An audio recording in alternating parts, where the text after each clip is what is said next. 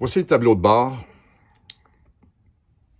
qui est vraiment le centre de contrôle pour tout faire fonctionner au niveau du VR. Comme on a vu précédemment, on avait ici le slide out de côté de la cuisinette, in ou out.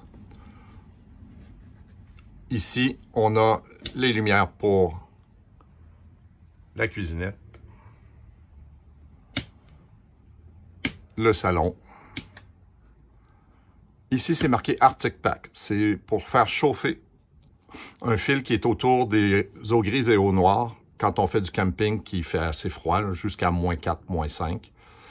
Alors, on peut activer, mais il faut absolument soit être sur la génératrice ou avoir l'électricité. La pompe à eau, lorsqu'on est en mode autonome et qu'on n'a pas d'électricité, ou quand on n'est pas connecté avec l'eau de la ville. Si on a l'eau de la ville, on doit le fermer.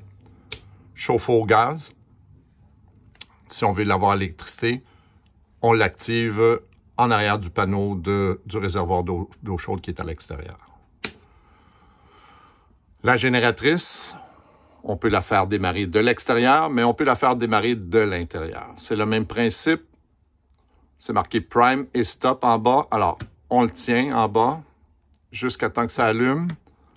Rouge. Une fois que c'est allumé rouge, on tient le bouton jusqu'à temps que ça parte. Habituellement, le premier coup, ça ne fonctionne pas. Mais, on l'a eu.